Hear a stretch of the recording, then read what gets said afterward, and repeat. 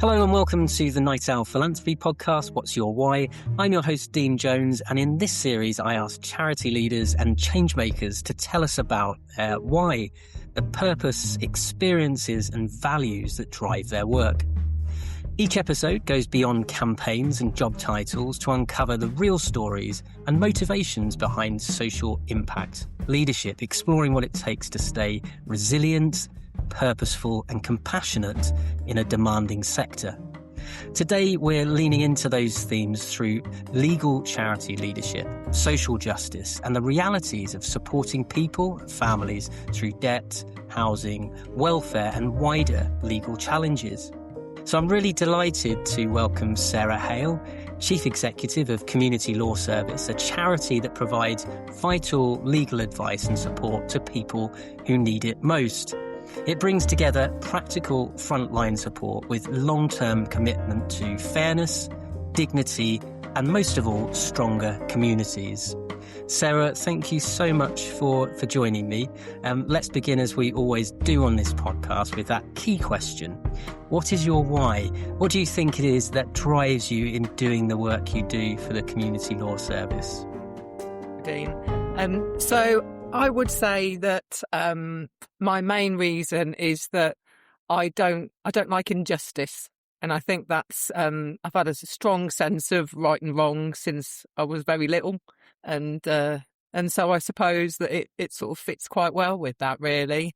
A lot of the people that we see are not realising their rights. They're struggling to navigate complex systems, and it's only right that there is help there for those people.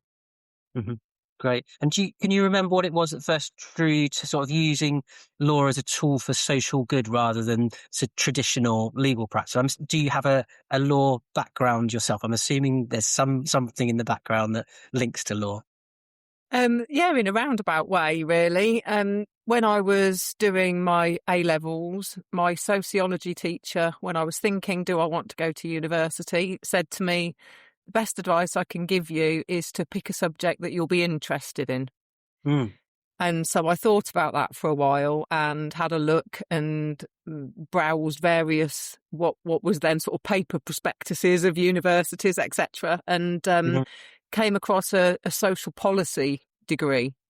And so I did a social policy degree. And within that, there was lots of learning around sort of social welfare, the social security system, and that for me made me realise that it was a very complex picture, and how on earth do people navigate that if they're not able to access resources? Maybe they've got language or literacy issues, maybe they have health or disability conditions, and it just sort of presented to me a really complicated picture. So my degree is in social policy, but much later in life, I did do a SILEX course, and I did complete my SILEX training, and did graduate. So yes, I've got some legal qualifications, but that wasn't my primary.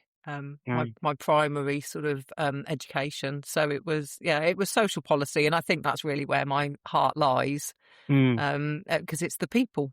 I think it's the working with the people that is really of interest and what I find most rewarding. And you mentioned the SILEX course. What does that SILEX stand for those that perhaps aren't familiar with it? Yes, so it's the Chartered Institute of Legal Executives. Right. Thank you for that. Yeah. So when people outside the Community Law Service ask what you do, how do you describe your work both as a CEO and in terms of the work that the organisation actually does? So from the organisation's perspective, I describe us as a independent social welfare law advice centre, which is a bit of a mouthful, but it's really the best way I've found to describe it.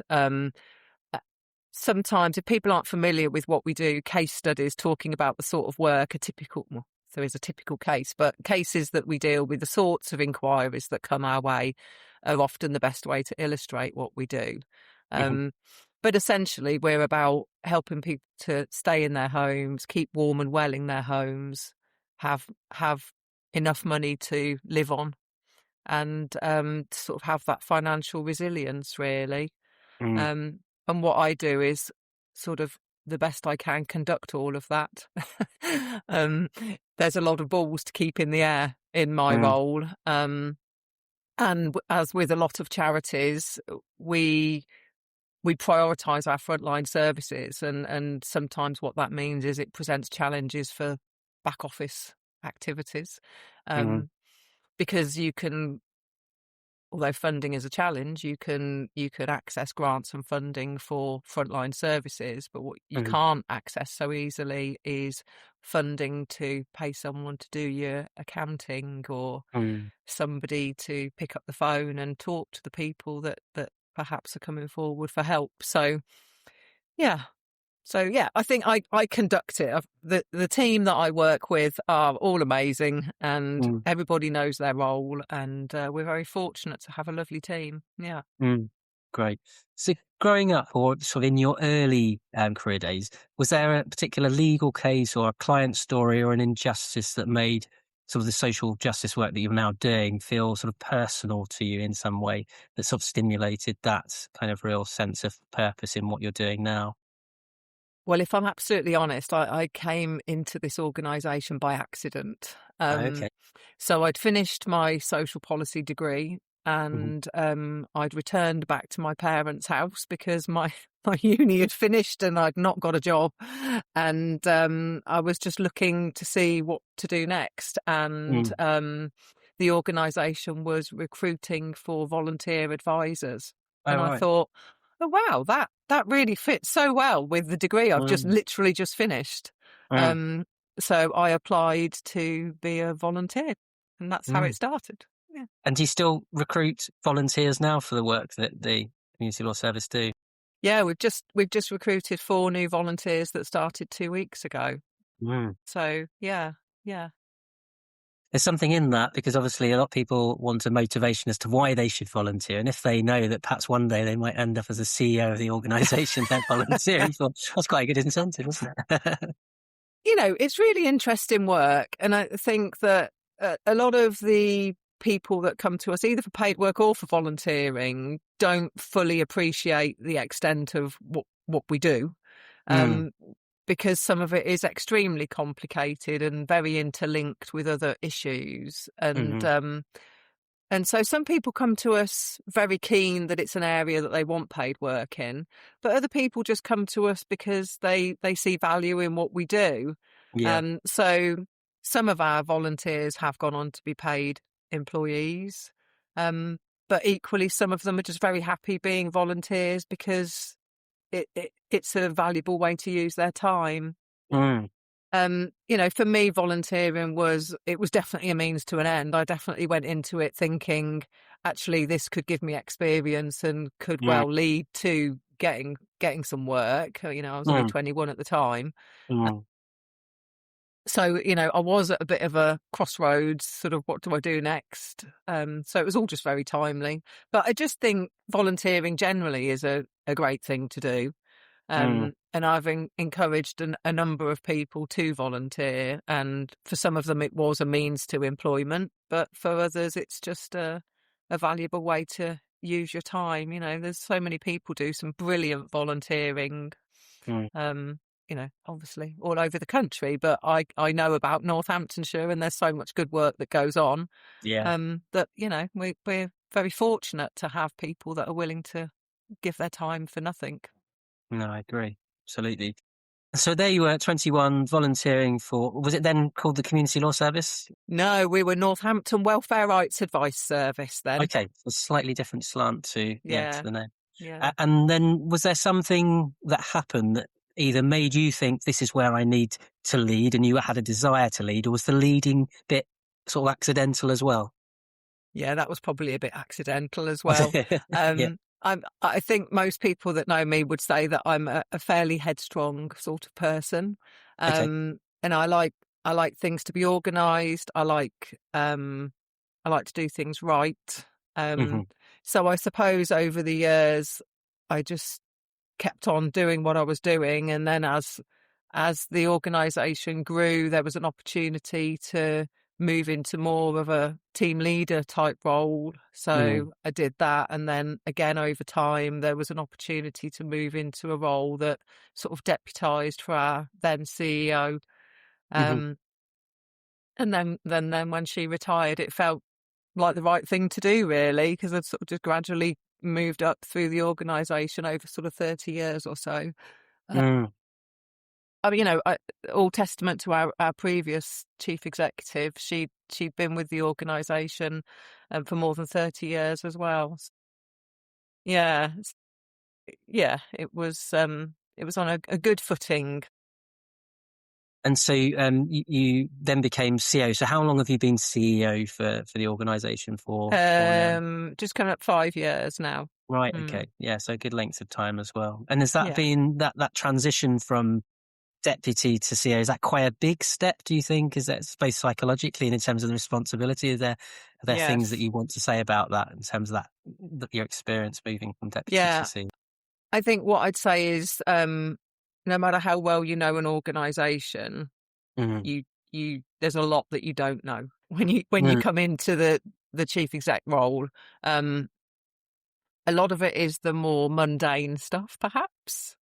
But a lot of it for me was the mental responsibility that it brought. We've got 45 paid members of staff, Right. That's quite and big. It's bigger than I thought. Yeah. Yeah. yeah, Mm. so you know, all of those people, I would say, obviously need their job. Mm. We don't have a lot of churn. We're very fortunate, but Yeah. there is a responsibility Mm. that comes with that. So I think I probably underestimated the mental responsibility of it. Mm. There was an awful lot that I didn't know, Mm-hmm. but equally I was pleasantly surprised. It's a fairly well-oiled ship, and Mm. people know what they're doing. Mm. So you know, just silly things like payroll. Yeah, Mm. everybody needs to get paid. Right. Mm. How does that happen? Mm. Those really basic things.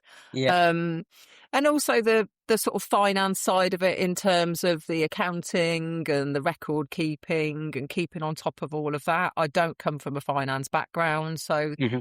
that was all a lot for me to get my head around, I would say. Mm-hmm. But if you're the sort of person that likes a challenge and likes to have fresh opportunities and learn new things, then it's a great way to do it. Mm. But there's a lot of inward looking and work before you feel able to come out into the big wide world, so to speak. Mm. I think it probably took me maybe a year or 18 months Mm-hmm. before I felt like I fully had got to grips with the role. Yeah. And yet I was in that organisation for 3 decades prior to Yeah. doing that. So Mm. um, Is that just down it's to confidence, do you think? Is that just a confidence or is it actually there are, like, as you said, there are things you just don't know until you're in the role? it's probably a bit of both, I would Yeah. say. Yeah. I mean, I carried with me a lot of responsibility for the organisation because I feel so passionate about what we do. I Mm. wouldn't want it to fail. Mm. While there is still a need, we obviously need to keep going. So I think that I brought that with me. So I guess if you're coming into an organisation where you don't have that emotional attachment, it's perhaps easier in some ways, but then more difficult in others because you've got all the mechanics of the organisation to get to grips with as well. Mm-hmm.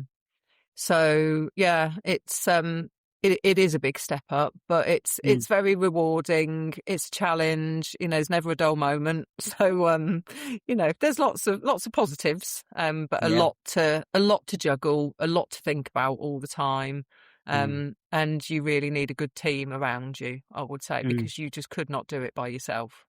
No, and you mentioned sort of earlier on uh, around the fact that there's a sort of a low level of churn, or people aren't coming and going, which is a good thing. And even yourself and your predecessor having been at the organisation for 30 years is indicative of that. Do you think there's a sort of secret, or not a secret? Is there something that you're doing that's keeping people in their jobs and happy and not wanting to move? Because it's not actually that common in the charity sector. In the charity sector, you can find there is quite a lot of churn. People are moving all the time. What do you think it is that keeps people where they are within your organisation? Mm. I think this is the sort of work that people have a passion for. Mm, It's the feedback that we have from the people that use our service mhm, and the impact that the work has is really a big motivator, I would say, and is what predominantly drives people to stay. Um, you know, nowhere in the charity sector are people well paid. We no, pay people as well as we can and as well yeah, as funding allows. So yeah, for me, it's about creating that positive working environment as well, mhm, um, making sure people put their head up and are reminded about how good, how impactful the work that they've been mhm, doing is. mhm, But as an employer, I think it's really important, that you're flexible and accommodating. It's a two-way thing, really.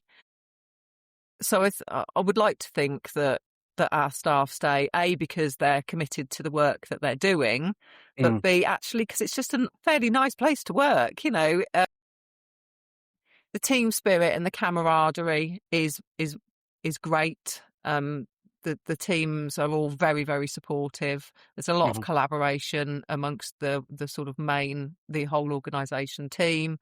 mhm, So people generally get on with one another, and mm. when you've got that nice working environment, why would you want to leave? Why would you go Really? anywhere else? Exactly. Yeah, Right. yeah. So thinking about yourselves as a service provider and there being recipients of those services, how many people on average is the community law service supporting on a sort of an annual basis? Let's say, is it hundreds, thousands? Is what sort of figures do you Well, think it is? it varies slightly year to year. An average is probably around 17,500. 17,500. Right. Okay. Yeah, Wow. That's yeah, incredible. Okay. That's a lot yeah. of Now, people.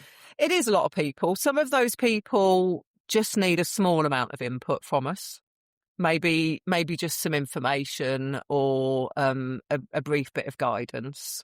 Hmm. So around 6 or 7,000 of those will have casework from us. Okay. Hmm. So where there's something that requires a bit of ongoing work, our Hmm. advisors will work with people from beginning to end of that matter, and Hmm. obviously pick up any sort of related or follow-on stuff from Hmm. that. Yeah. Um, so the amount of time we work with someone will vary dependent on what it is they need. Um, so that's sort of what we call casework. So yeah, about 6 or 7,000 people a year will have Mm. that. So it's not an insignificant figure really. No, not Um, at all. Yeah. and it just goes to show the need. You know, Yeah. people are really struggling still. The cost of living is still really challenging for people. Yeah. And it doesn't take a lot for people to move from just about getting by to Hmm. not managing or perhaps starting to get problem debt or getting behind with their rent or their mortgage. You know, Yeah. it's it doesn't take a lot. You just need a change in your circumstances. A lot of the people that come to us are in difficulty through no fault of their own. Hmm. So it might be that they've lost their job Hmm. or they've got a health condition, which means they can't work as much or at all, Hmm. um, or they're caring for a loved one and they've got to give up work. So those sorts of circumstances are largely beyond people's control.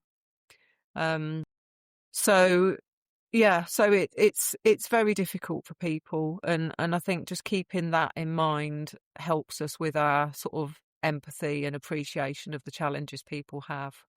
Yeah. Yeah, it's difficult times for people. Yeah. So you've obviously talked about 17,000 service users in one form or another, and you're supporting them with, as you said, things like um, financial issues, debt, focus on welfare benefits, things to do with housing. So where do you see at the moment? Obviously, it's probably quite difficult to say because it probably hits all of those areas. But where do you see the biggest sort of unmet need right now, and I'm assuming a lot of this is to do with the struggles with as a result of the cost of living crisis. But is there a specific area that you're seeing a trend where you're getting more instances of one thing over another? Yeah, so I think it's fair to say that our welfare benefits team are by far the busiest in terms of wait times and demand on their service.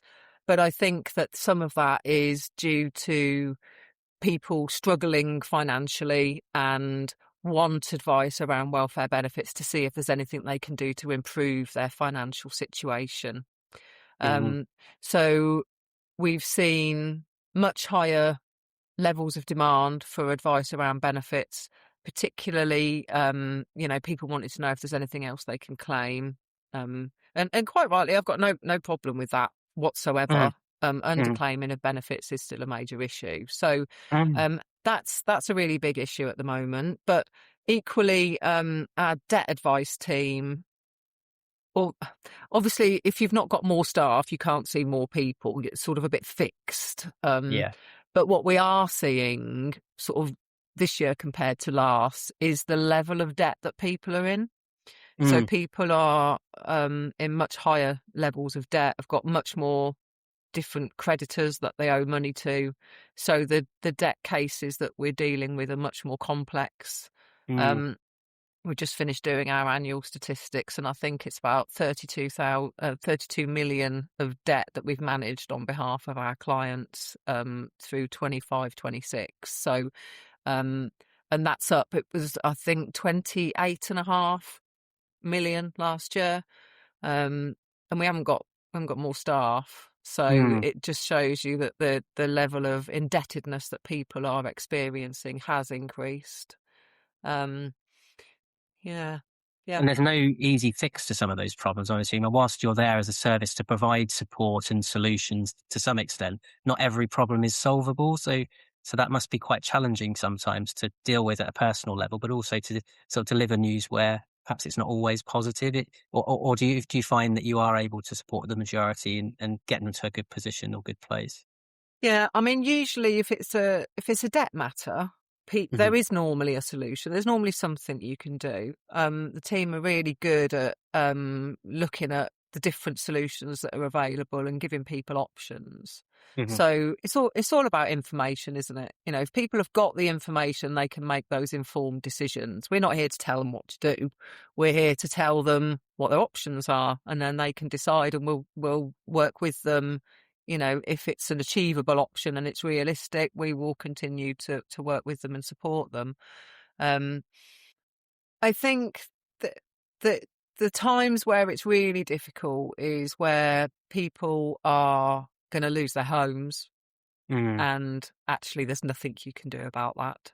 hmm. Um, So, we've all heard a lot about the Renters' Rights Act and the removal of the no-fault evictions, etc. But obviously, Hmm. we've had no-fault evictions for a long, long time. And for a lot of those people, although we can check that documents and notices have been properly issued and tell them what the process is and give them an idea on timescales, what we Hmm. can't do is stop them going through with that loss of home, because it's a mandatory order and they will lose their home. So those sorts of cases are difficult, Mm, um, and obviously very sad. But what we make sure is that people are aware of what they need to do next. Okay, we can't solve this problem for you, mm, but mhm, actually this is the next process. This is what you need to do, and this is mhm, where you need to do it. So we always make sure that people have got that follow-on information. Um, but we are fortunate that often there are things we can do for people, and mhm, obviously where there are, we do. So mm, I think that outweighs the cases where there's no merit for us to do anything because there isn't a solution for that person. Thankfully, the team have got quite a lot of tools in their toolbox, so we're quite fortunate there. But it's just about giving people that information. So if inevitably they are going to have to leave the property that they're currently in, what do mm. they do next? What are their options?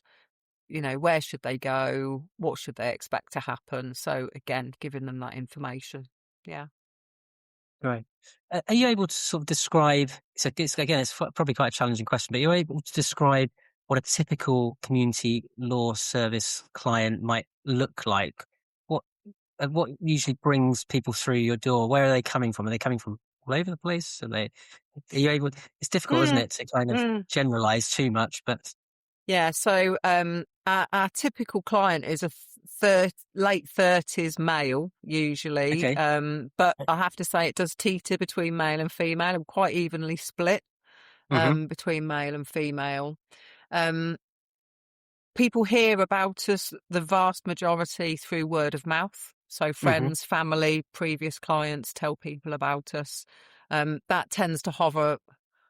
I haven't actually checked this year's statistics that we've just done for how people heard about us, but it generally hovers at around 60% of the people we see each year um, have been referred through word of mouth Mm-hmm. from other people. But we do get referrals from a lot of different sources as well. I think the last time I looked, it was at 90 something different organisations had referred to us in a 12-month period. So we get quite a lot of referrals. And I guess that yeah, I mean, maybe the biggest inquiry, as I say, is people wanting advice on whether there's anything else they can claim. Mm-hmm. Often it's my friends told me about this benefit or my friends told me about that benefit. But often as well, it's I'm just struggling financially. Is there anything you can suggest? I'm worried about affording my food, or we do a lot of work with the brilliant community larders and food banks Mm-hmm. Yeah, locally. of course. Yeah.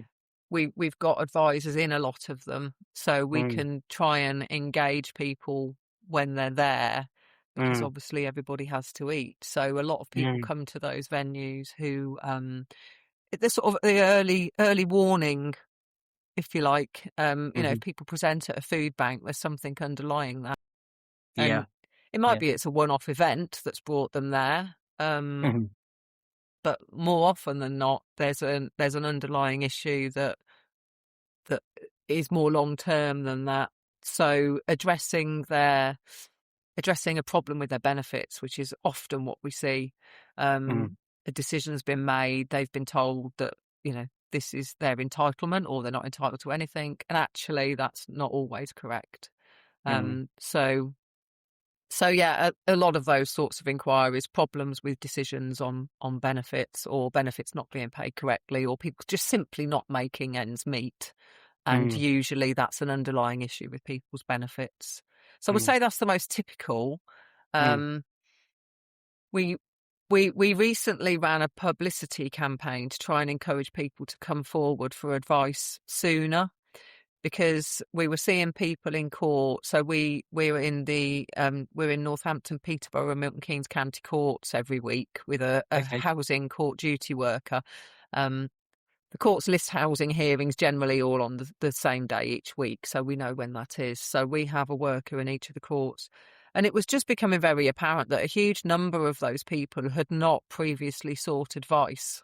Mhm, Um, and then we're seeing the levels of indebtedness going up and the number of creditors increasing. Um, People missing out on benefits, and it's difficult to backdate benefits if nigh on impossible. So we were thinking, well, there's something not right here. People need to have the confidence to come forward sooner. So we launched our Sort It Sooner campaign, and did a lot on social media and did some press releases and tried to encourage people to come forward sooner. mhm, Um, and I would say that has had an impact, but not to the extent that's ideal. It had quite a small impact, really.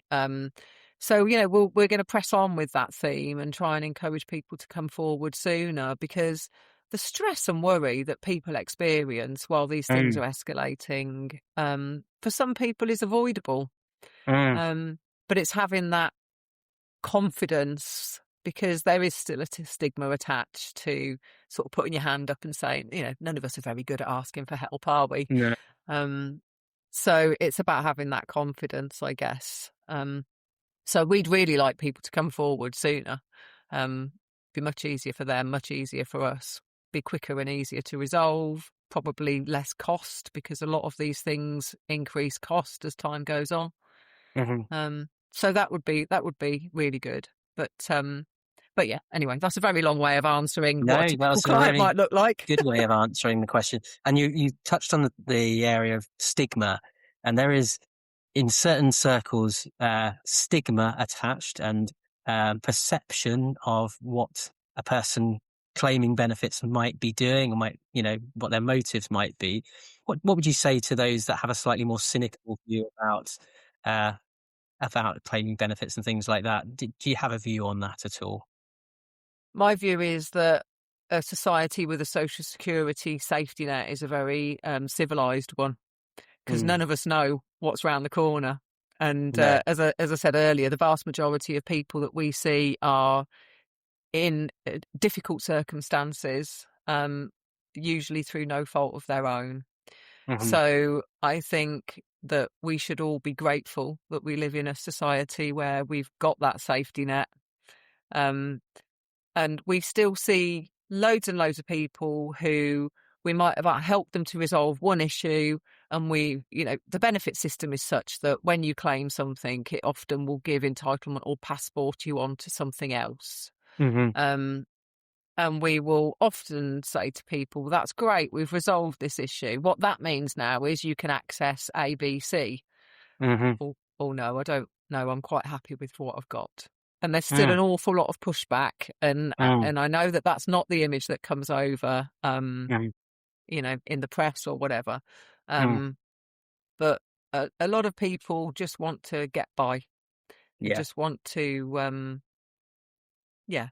just want to get by. So I believe very firmly that having that safety net is just such a positive for our society. Yeah. Yeah. Thank you. So obviously you mentioned that you've got thousands of people needing your service, and that number's growing all the time. Is there a point at which you have to make decisions and prioritize which cases you're able to support, where occasionally you have to say, unfortunately, we just don't have the capacity to do that? And when you are doing that, if you are having to do that, what areas do you prioritize over others, if that makes sense, to ensure that the people that really need the support are getting it at the time they need it? Yeah, we absolutely do have to do that from time to time. The way we manage it, because sadly, there are waiting times to get an appointment. We're talking weeks, not months, but there is a wait, and obviously, if we know there's a deadline, we'll prioritise that case. But what we tend to do is, for any case that we take on, we've sort of done a bit of a merits assessment. What is the likelihood of success here? Is it realistic? Do we think our input will make a difference? And I guess to a certain extent, it becomes a bit subjective, because you might conclude that something perhaps doesn't need your input because the person sitting in front of you is perhaps perceived by you to be a little bit more capable. So there might be things that we encourage people to do themselves for some that we might not do for others. So there's a little bit of that. But we certainly will prioritise cases where we think we'll have the biggest impact, because why would we want to spend an hour or two filling in a form with somebody who's perfectly capable of filling in that form themselves? Or actually this person has a social security tribunal hearing, as long as we prepare them, perhaps write a written submission for them, tell them what to expect, actually they could go and do it themselves, because if it's a disability related tribunal, the tribunal want to hear from them. How are they affected? What impact is it having on their life? We as representatives can't give evidence in those sorts of hearings. We can support the tribunal with pointing them to the right piece of legislation, or interpreting the law in a certain way, or pointing out case law, but we can do all of that prior. So we're selective in the work that we do, just to make best use of our resources. Certainly from a benefits perspective, the first thing to go will be filling in benefit claim forms. We don't think that, because we're a specialist advice agency providing casework, we don't think that's always good use of our time. It sometimes is, but it's not always. So that's one of the first things to go. And sometimes we sort of pause it, and then we'll take those sorts of referrals again. We don't do it hugely, and we don't like to do it really, because we're here to support and help people. But yeah, we do have to. It tends to be, I think, once we've stopped taking referrals completely for a month, because we were just slowly sinking amongst a pile of requests for appointments. So we did pause for a month, but that's very, very unusual. In fact, that's the only time I can remember us doing it, just once for 1 month. So we sort of manage it with honesty, really, and are just very transparent with people. This is roughly when you're going to get an appointment. Are you happy to wait? There are these online resources. There's this that could help you. We've got, within each of our advice teams, each of them have a triage worker within the team who are skilled at sort of understanding a little bit about the area of advice, and are equipped with resources and different things that they can suggest to people.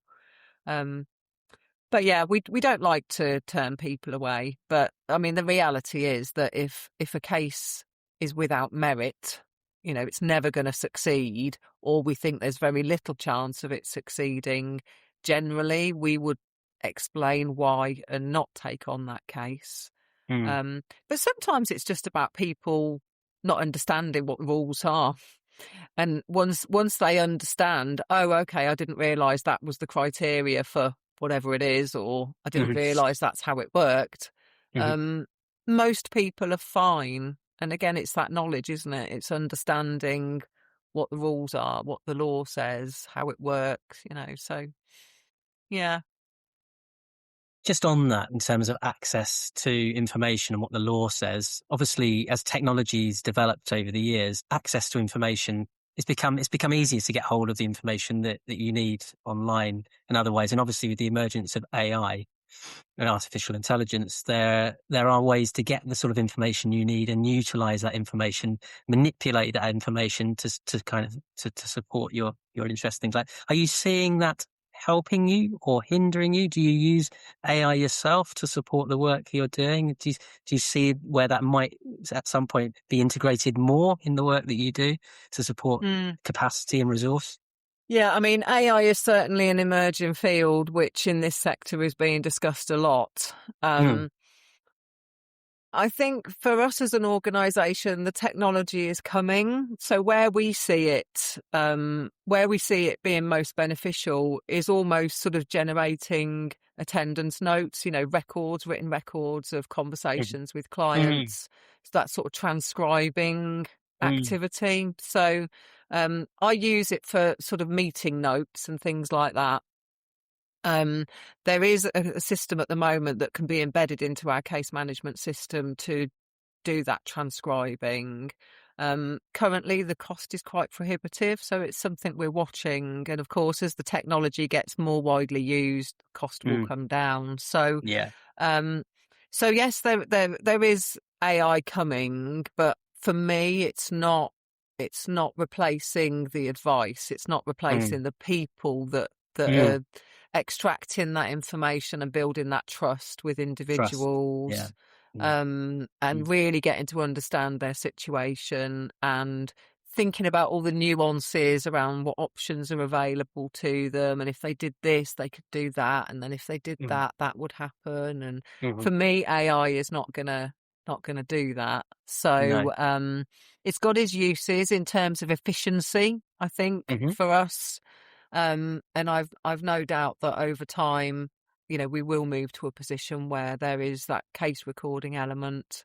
But other than transcribing meeting notes, helping with word counts on things, it's that sort of thing at the moment that we're using it for. Oh, useful and time saving. Yes. So it's more that time saving bit really, rather than replacing our actual work. So you've got more time to spend building those relationships and supporting the people in the process, I suppose. Exactly that. Yeah. I think there's still a bit of a, quite rightly, a sort of a mistrust and a wariness around AI in our sector. And I think that that's healthy. Yeah. Obviously, we would never want anything that was confidential going into AI No. at all. Yeah. No. So for me, it's sort of quite good that we've got that Yeah. wariness. Mm. And what we see are people who come to us have perhaps used AI to get them to a certain point, Yeah. sometimes correctly, sometimes not correctly. Mm. Um, and obviously people are entitled to do things however they see fit. So Mm. we do see it being used by the people that come to us. Mm. Um, but sometimes I think it can overly complicate things as well. So Mm. people have tried to challenge decisions, whatever Mm. decision it might be, um, and they've used AI to do so. And instead of just getting to the nub of the issue, they've sort of Mm. gone all around the houses and made it all very complex and Mhm. difficult to navigate. So. Yeah. So yeah, there's pluses and minuses with AI, and we're keeping our eye on it. Mm. Great. With sort of more than a couple of decades of time working for the Community Law Service, is there a story in that time that's really stuck with you in terms of the difference that the Community Law Service has made to a family's life or an individual's life, that you kind of think, actually, that's really gets the nub of why I do what I do? And what if you're happy to share it, and obviously you can keep it anonymized, what would that story be if there's one that's sort of really stuck with you that you're happy to retell? Goodness, there's been so many over the years. I think that one particular case, I guess, is a couple who were going along in life perfectly happy. Their child was growing up and just going off to uni, and the mum was suddenly became very ill, and couldn't work, and she became exceptionally ill and couldn't work. So the husband gave up work to be with her and care for her, and they'd just never been in this situation before in their lives. They didn't know anything. She was extremely unwell. They tried to sort things out for themselves and had got some way, but had been refused a benefit along the way. And our input over, I would say, over a year, maybe a little bit longer, led to ultimately them securing all of their entitlements, Hmm. which then led to them being able to access a disabled facilities grant so their house could be adapted. And just the independence that it gave this couple because of keeping on challenging decisions. They'd been told no several times. We'd Hmm. kept working with them, kept getting evidence, kept making submissions on their behalf. Um, they couldn't access a grant to adapt their home because they didn't have certain benefits in place. Hmm. So it was a bit chicken and egg. So that impact was very great for them. Not because all of it was everything that we'd done, but actually it was the catalyst to then moving them through and being able to then have the adaptations they need at home, remain independent. And funnily enough, so this was going back in the late 90s, and this couple actually contacted us not all that long ago.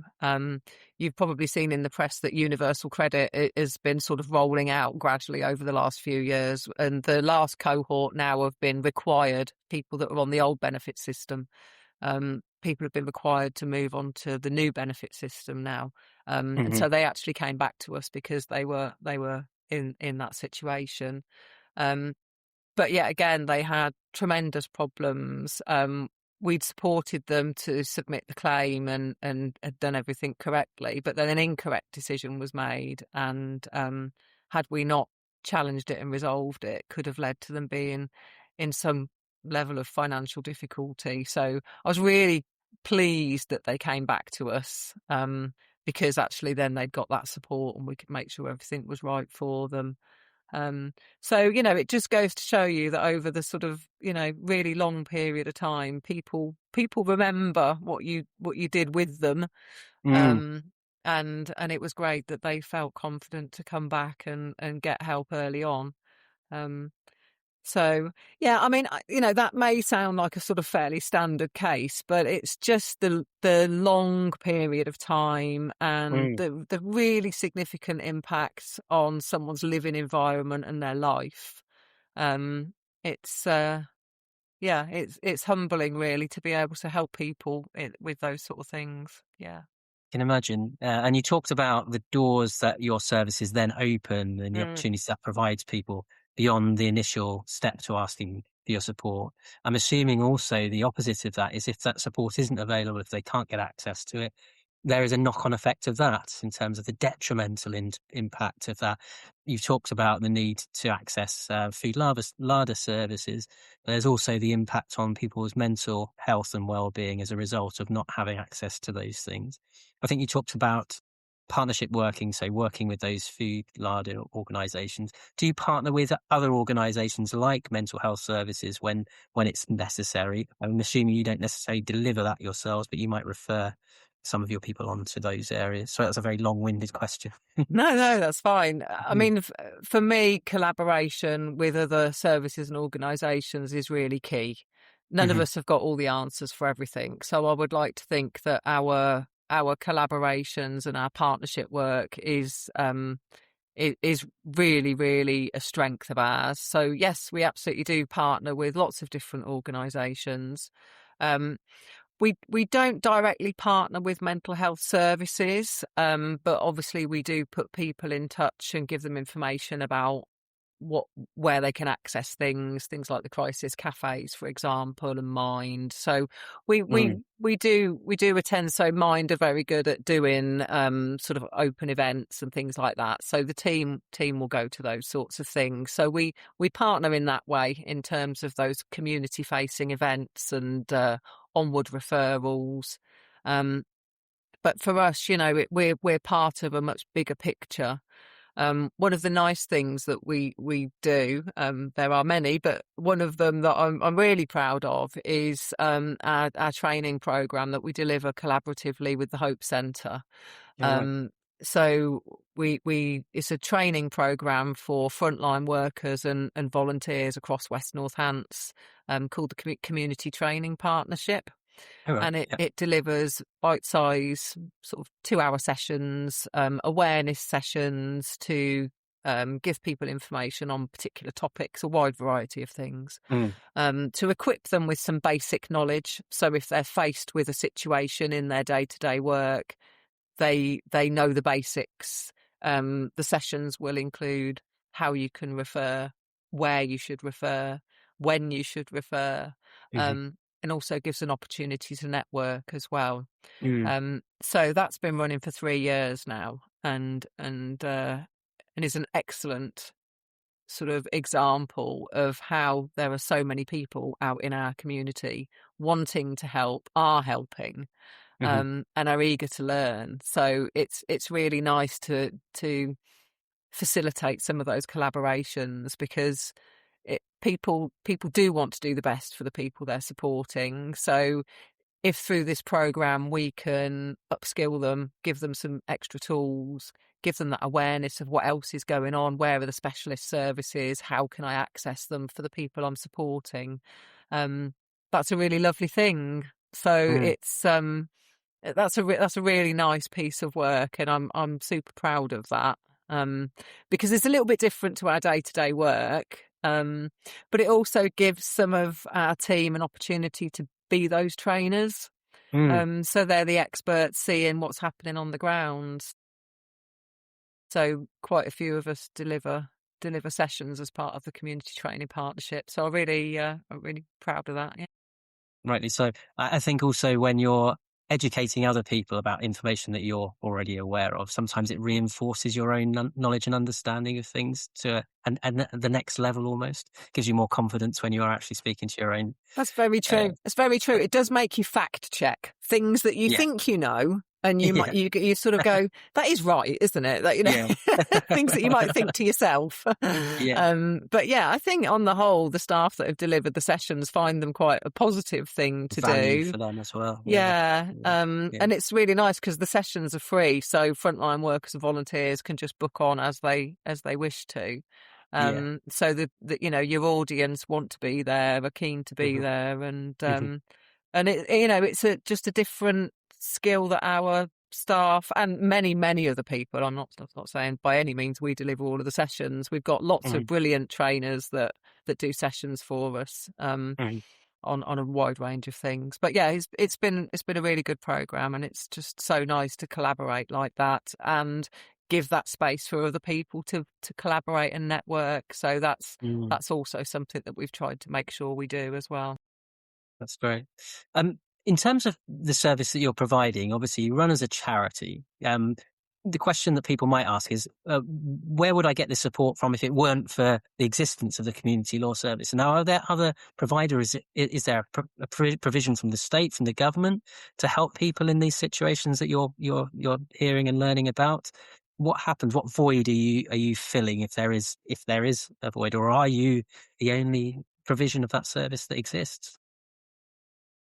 Well, I guess these days there's far more online resources. So if people have got the technology and the ability to do some detailed research online, they Mhm. may be able to resolve that. Mhm. But digital exclusion remains a really big issue for people, and not just old people. You often hear people say, "Oh, well, older people, da da da da da." It's not. It's not older people Mhm. exclusively at all. Mhm. Because digital exclusion isn't just about not understanding the technology, it's about Mhm. being able to access and afford the technology. So, I think there's an element of that as well. Um, Mhm. so there is information online. I, I don't think it does the same as we do in terms of understanding the full picture. Mhm. Um, I also think that statutory services don't provide what we provide. Mhm. Um, in my personal view, some of the work of statutory partners is a bit siloed. So you Mhm. would talk to someone and they'd be very, very knowledgeable about their particular thing, which is Mhm. great. Mhm. But actually, they don't know what impact their particular thing has on this particular thing over here.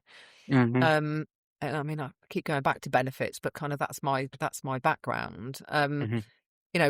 One benefit can lead on to something else, or it will Yeah. impact another benefit, or it might Mhm. lead you to be able to apply for some sort of discount, or it might mean, like, I don't know, a good example, I guess, is having pension credit can, in some instances, get you a free TV license. Those sorts of one thing leads to another, or one thing impacts on another.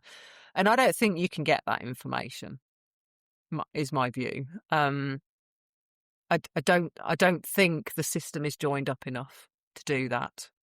Um, so I mean, I would say this, but I think we're the best at what we do. I'm very proud of our organisation and the quality of our work. Um, I don't think, there's national helplines, so if people are struggling with debt, there are Mhm. telephone numbers that they can ring, so they could access some advice, but it's not the same as having local face-to-face community-based advice provision. Mm. So for me, I think we absolutely do fill a void because people face a lot of barriers accessing online, telephone, Mhm. that sort of thing. Mhm. So yeah. Mhm. Leading the community law service through a lot of different challenges over the last 5 years, I just think about it myself. That was COVID, I'm assuming. You've had all sorts of economic pressures, all sorts of governmental changes, policy changes, all sorts of things. It takes quite a lot of resilience to kind of get up every morning and keep going, knowing that sometimes it feels a bit hopeless rather than hopeful.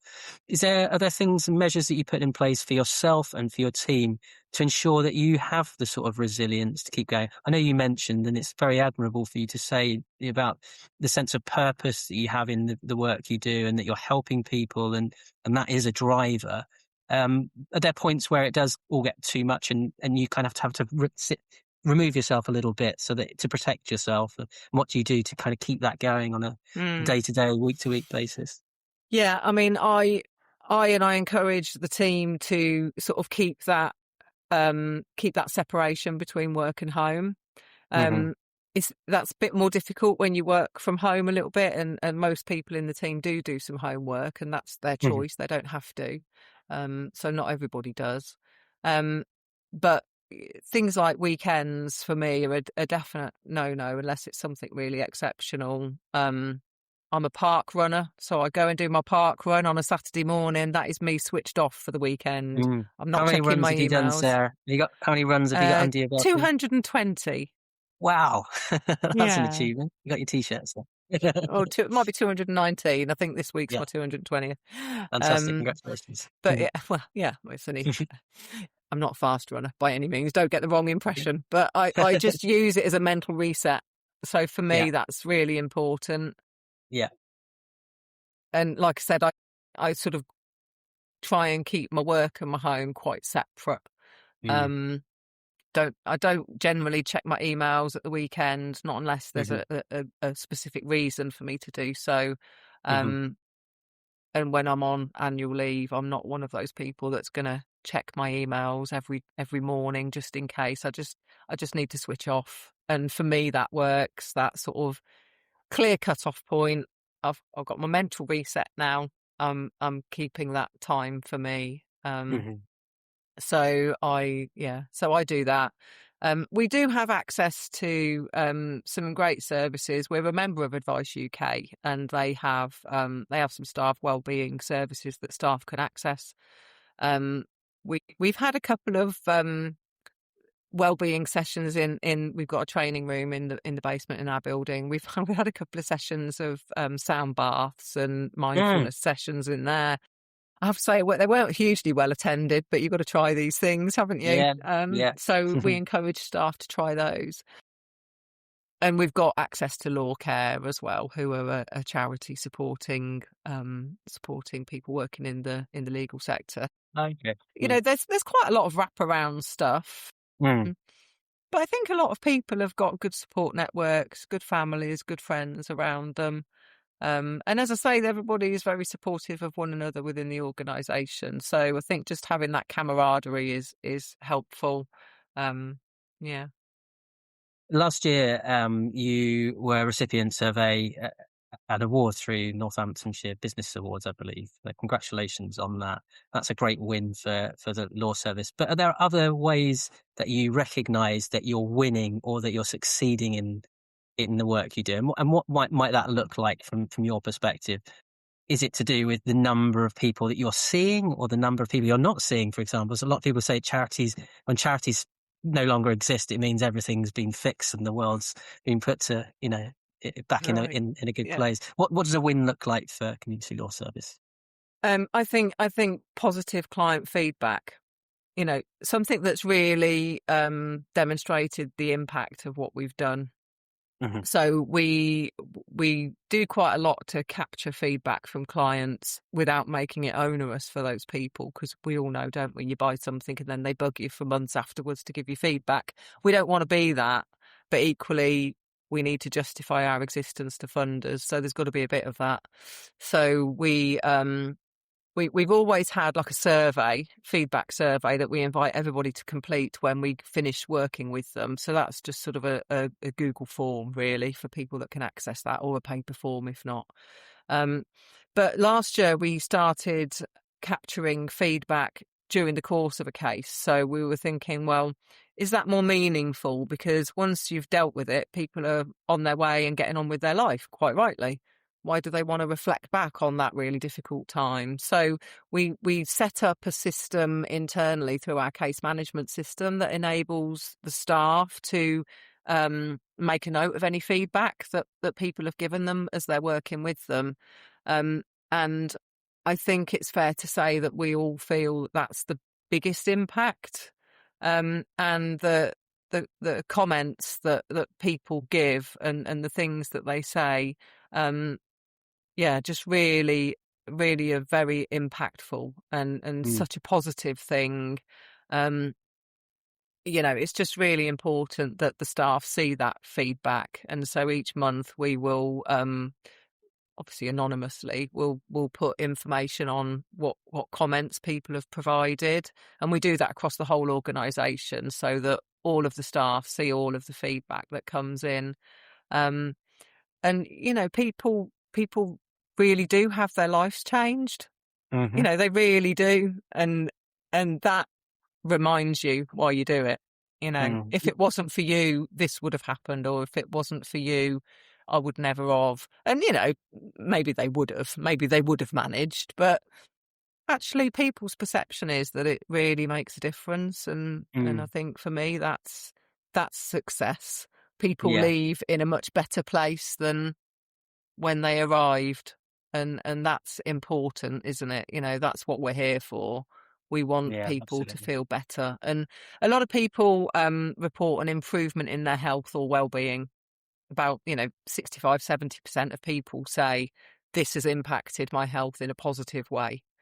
That's um fascinating, particularly when you talked about, I said, the question I asked was, what does your typical community law service uh, member of the public look like? And you said men of the age 33 yeah, late upwards, 30s. Yeah. late 30s upwards. And obviously there's a parallel link there. I've got a guest coming up. I've had a guest on recently whose charity is focused on mental health and suicide awareness, and I imagine that there is a parallel between that and that worst possible outcome. So the fact that you can evidence and demonstrate how your support has made people feel better about themselves from a well-being perspective, and that the fact that your main users are that late 30s male users, that hopefully you are actually having a life-saving, life-changing effect on Mm. people's lives. So yeah, really Yeah. interesting. It has been a sad development in the sector over the last few years that we do hear more people sort of vocalizing thoughts around suicide and Mm, self-harm. mhm.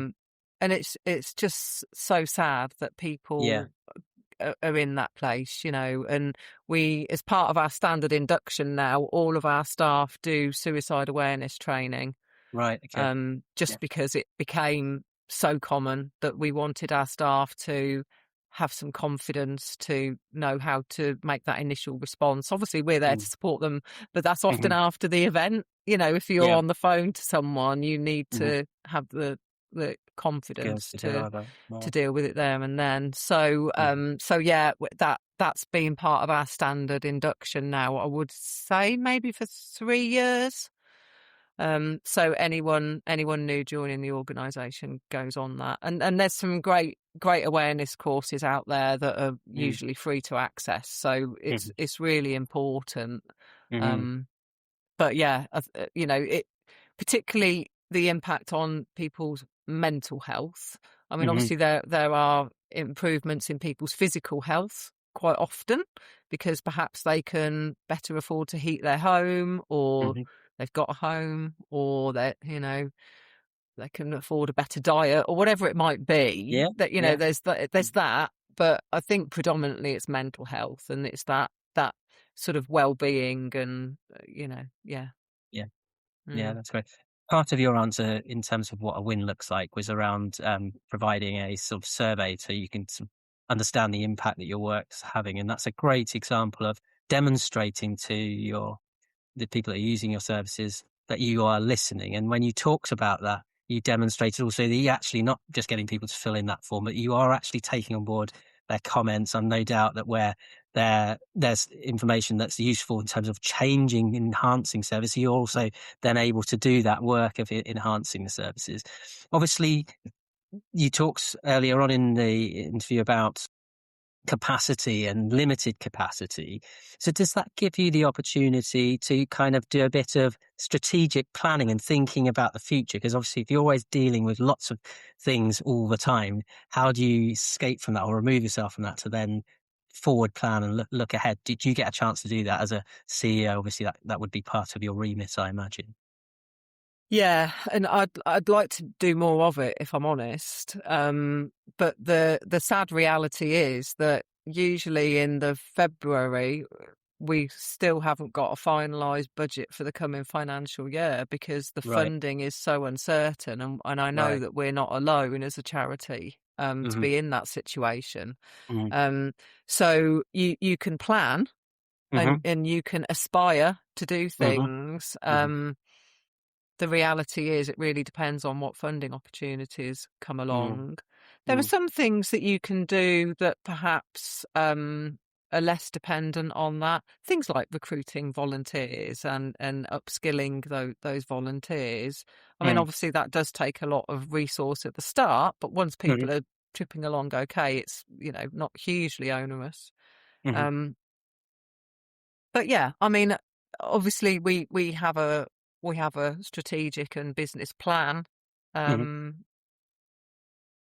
that we review sort of every 6 months with our board of trustees. So Mhm. um, it's something that we do work on. Mhm.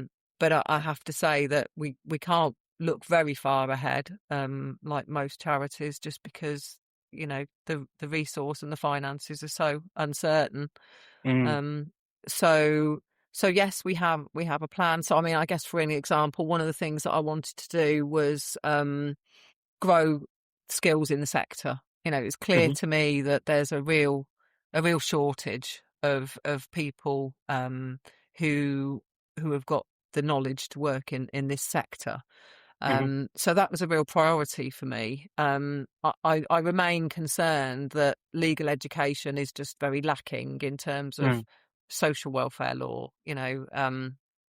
Even though things like housing are obviously enforced through courts, as is the debt quite often, or you're challenging liability through the court. So anyway, that's a real gap for me, and I think that there's a general skills shortage in the advice sector. So I knew that I wanted to try and do something very small to try and help that. So we are now the proud employee of a trainee solicitor. Oh well. So we got approval from the Solicitors Regulation Authority to become a training provider. Right. Um, Okay. and we were very grateful to the Legal Education Foundation to give us a grant to pay Mhm. for that trainee Mhm. solicitor. Right. Mhm. So yes, so we are a training provider, and we currently have a trainee solicitor who's just over halfway through her final training, and will Mhm. hopefully qualify next April. So that's really Oh, well, excellent. great So stuff. those sort of strategic decisions that you've got your eye on as something you'd like to do in the future. Mhm. Yes, of course, you have those as a CEO. I've got things that I'd like us to achieve in the next sort of Mhm. 2 to 3 years. Mhm. Whether they happen in the next 2 to 3 years, I don't know. But there is a direction that I would like us to go. Um, yeah. So, and then continuing building capacity. That's definitely something that we need to keep working on. Yeah. You alluded to the fact again that you're a charity, you need to secure funds, and it's a very competitive environment, the sector Mm, generally. mm. There are so many charities out there doing incredible things, but they all need funding in order to survive and then carry out the work that they want to carry out to the standard that you want to carry it out at as well. How do you handle that side of your work? Obviously, there's the delivery of the service. There's a responsibility to keep those services going. And what sort of what are you aiming, or who are you aiming your asks at predominantly? Is it trusts and foundations, or businesses, or individual donors?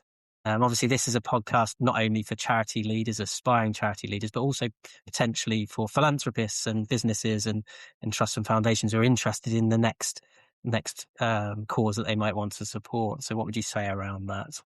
So at the moment, I would say trusts and foundations are our biggest supporter financially. Hmm. I'll put my hands up and say we're very poor at engaging with sort of corporate and business input. We just don't, Mm. and it is something that's kind of one of my something I've got in my sights really. It's just time. Yeah. There's just no time. It would be so lovely to have somebody that had just got the time to focus on that sort of thing and explore Mm-hmm. those new options. Mm-hmm. Um, so yeah, trusts and grants are our primary. Mm-hmm. Um, we do have a legal aid contract, so Hmm. that kind of is work that pays for itself, because we obviously, people have got to be eligible for legal aid if you Hmm. can, for you to help them. But Hmm. that sort of pays for the staff to do the work, so that's quite helpful. Hmm. But I think the sector doesn't make the best of sort of the philanthropy and businesses that might be willing to invest, and maybe from their side it's difficult to know where to do that. Hmm. Um, I know there are organisations, as you'll know all too well, Hmm. Dean, that Yeah. Yeah. are very good at that. Yeah. But yeah, I think that we don't have that direct relationship. Hmm. Um, but I think what I've learned over the last few years is actually collaboration rather than competition is the much better Mm. approach. Mm. Um, I it love can to hear feel that. Yeah. well, it can feel like a busy landscape, Mm. and so collaboration and partnership working actually is to everybody's mutual benefit. I think Mm. we're all here to serve the people that need us, to meet that need that is there. So if we can do that better together, then Mm. let's do it together rather than trying to Mm. compete. Mm. And it's, you've got to swallow your pride a little bit. Well, Mm. perhaps not your pride, but you put in your trust. If you're going to collaborate with someone, there is an inherent reputational risk. So you want to Yeah. have the confidence that the people that you're sort of collaborating with are going to uphold your values and your Mm. standards, aren't you? I Mm. mean, that's And the bottom reputation. line. Yeah. Yeah. Absolutely. Yeah. Yeah. Yeah. So we're fortunate in this county. I think that a lot of us know each other quite well. Mm-hmm. We've got good networks. We've got good network support and that facilitation of the same. So we all, not all, but a lot of us know each other quite well, I think, and know our organisations and our work and our Mm. values. And so yeah, so for me, it's again back to that collaboration and yeah, trying to make the best of a limited pool of money, really. Yeah. Resource. Yeah. So on the other side of that, if funding were no object at all, what would you love to see the community law service offering and looking like in terms of its support for families across Northamptonshire? I think you talked about Milton Keynes and Peterborough as well. Mm, Not sure if it mm, does expand out to those, as I'm mm, assuming it does. yeah. Yeah, what would the service look like? So it would look like people being able to contact us and get the help they need there and then. So we would have more advisors who didn't have to sort of work to scheduled appointments. We could just have enough people that people could be able to access the support and advice that they need straight away. That would be the first thing. The second, but equally as important, is the staff wouldn't have targets. They wouldn't have things they needed to achieve because a funder has said that they've got to do X number of this in X number of months or whatever. So I'd get rid of that pressure. Um, you It's a really know, interesting answer. Yeah. Mm. that's that for me. Those two things, being able to give people a service that was available there and then at the time when they'd taken their deep breath and been brave enough to come forward and say, "I need some help." Mm-hmm. Right, let's get you the help now. Come on, Mm. let's do Mm. it. You've done Mm-hmm. it now. You've made contact, which, Mm. I think we do to a certain extent, because obviously even though we can't offer them an appointment there and then, we do keep their information and then contact them at a later date and say, right, here's your appointment. But by that time, people have lost their nerve sometimes, and then you don't hear from them for a while, and then they come back and things were a bit worse. And you just think, Mm. if we'd just captured them at the start. Yeah. Mm. So yeah, that immediate access when people have felt brave enough, if brave is the right word, to come forward, then that would be the biggest thing. But yeah, getting some of the pressure off the staff, because it's not easy work. It's No. complicated. It's lengthy. It can be quite arduous when you're trying to get through to government departments, and Mm. nobody ever rings you back when they say they're going to, and then you've got to ring again. And Mm. it can be a slog. It can be Mm. difficult work. So yeah, if people It's didn't the have magic that, wand bit then. We need to get that yeah, extra, those extra members of staff, yeah, and yeah, to I get the just need work to in win the again, don't we? lottery. Yeah, me too. For Yeah, just from speaking from experience as a charity leader, and if you were passing on your experience and your lessons learned to an aspiring CEO or charity leader, what sort of piece of advice would you give an aspiring leader, another CEO? It I could be think in the be same kind. sector, or it could be in something slightly different. Yeah, well, no, I mean, I think Mm, it could apply to anybody really. I think be kind to yourself, give yourself a break. You mm, know, just don't demand too much of yourself. mm, Yeah, be kind to yourself. I'm sure everybody does their best, and sometimes it can feel that that's not good enough, but you can only do your best. I mean, I'm saying all of this. I should listen to my own advice, but um, yeah, I think it can feel like a bit of a lonely place. mm, And I that's think that for interesting. me, that was kind of the biggest shock thinking about it. I was used to being part of an advice team, people I'd worked with for many, many years. I was at the front line. I was working with people. I was seeing the clients coming through the door. I'd got my team around me. We were a gang, you know, and then I moved into this post and suddenly you feel like it's just you. Mm, So it can feel a bit lonely, I think. mm, And so aside from being kind to yourself, have people around you that mm. are there to support you and let them support you. Yeah. Do you feel like you've addressed that loneliness yourself? You found that circle of trusted friends that you Think can so. lean on? Yeah. Yeah, Yeah. I think so. Mm. I think as a voluntary sector locally, we're much better now than we perhaps were. Um, and there are certainly a few people that I'd like to think would come and speak to me and have done in the past. Mm. And there are people that I've spoken to when I've had some concerns and just sort of, you know, just a sounding board really, because sometimes those things you can't discuss within your organisation No.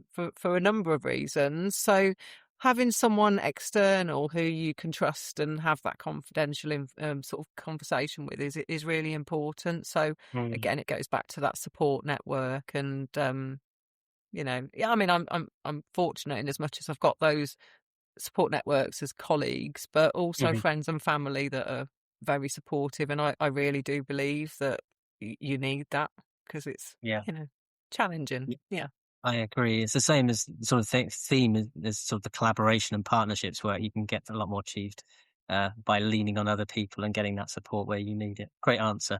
We've moved into that final stage of the interview, and these are just sort of some fun questions, but actually from them we might get some other useful tips and tricks. So the first of those questions is, what's the best book you've read on either leadership or social justice? Or it could be a podcast that you've watched that you would recommend other people going and listening to.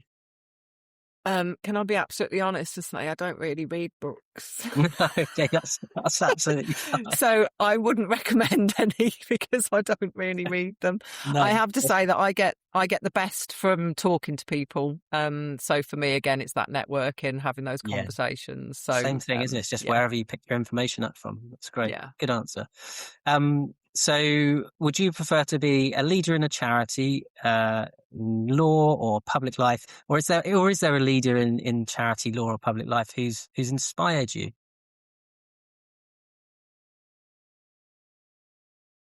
Oh, I don't. I don't necessarily think that anybody has necessarily inspired me. That's a bit of a rubbish answer. But other than you know colleagues that I work with in the sector, there are so many committed CEOs in our voluntary sector in this county that I think a lot of them really are my inspiration, and they're what keep me going. Yeah. So my next question was, what are you most grateful for, either personally or professionally? How would you answer that? Same I question, same answer, I suppose. Yeah, well, I am most grateful for my family and friends, I guess. Yeah, yeah. They keep me going. And what would you tell your younger self, if they were starting a career in legal aid? Is there any bit of advice you'd give them to avoid you of having to have gone through certain parts of your experience that perhaps weren't as positive? Or maybe they were all positive?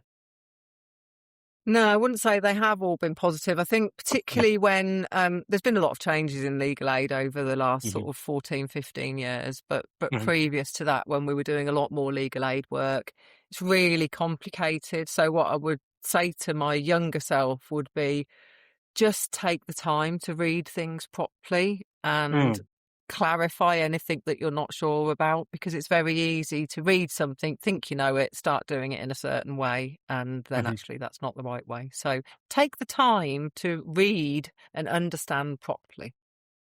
And while you're taking that time to read and understand properly, would you drink a cup of tea or coffee? And if you do, how do you take it? Weak tea. Weak tea. Oh, I'm not sure about that. Controversial, I know. I like to be the second dunk on the tea bag. So do you? Right, okay. Yeah, my other half will have his tea in that tea bag, and then I'll have it. I don't like strong tea. Interesting. And would you describe yourself as an early bird or a night owl? Definitely an early bird. Early bird. Definitely, yeah. Makes all the difference, doesn't it?